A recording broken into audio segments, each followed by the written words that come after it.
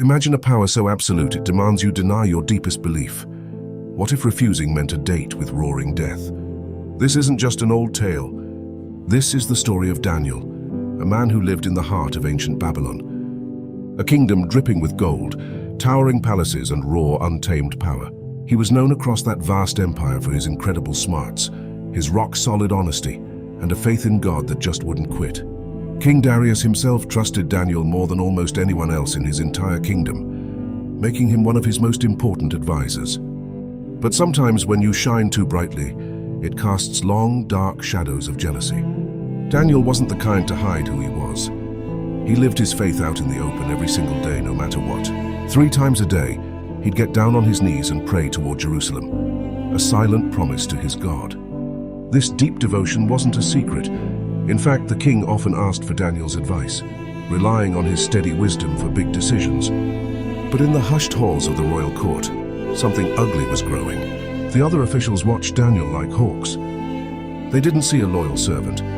They saw a huge threat, a dangerous rival who was grabbing too much power and standing in their way. Driven by this bitter envy, these officials cooked up a truly wicked plan. They went to King Darius, their words dripping with fake praise, and proposed a brand new law. For the next 30 days, nobody in the entire kingdom could pray to any god or person, except for the king himself. And the punishment for breaking this law? A one-way ticket to the lion's den. Darius, totally flattered by the idea of being honored like a god, signed the paper without a second thought. He had no idea he was basically signing Daniel's death warrant. When Daniel heard about this new decree, he could have easily just prayed in secret. He could have even packed his bags and run. But fear? That wasn't a feeling Daniel understood.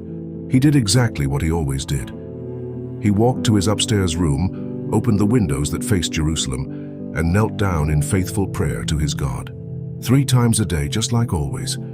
He knew full well the price for this act of defiance. He knew the lions were waiting, but his trust in his God, that never ever shook.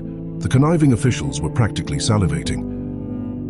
They watched Daniel like hungry wolves, every prayer, every kneel becoming more proof for their evil scheme. They gathered their accusations, ready to drag him before the king. Meanwhile, a terrible feeling started to spread through the palace.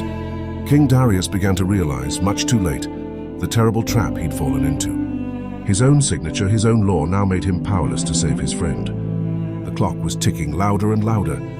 The hungry jaws of the lion seemed to be closing in. Little did Daniel know, the unwavering faith that had pulled him through so much, through exile, through fiery furnaces, and through the toughest royal courts, was now about to face its ultimate test. The trap had been sprung. The den and its terrifying inhabitants awaited. What happens when one man's unbreakable trust in God slams headfirst into the brutal, roaring fury of a lion's den? Discover Daniel's fate in the next part of this story right here.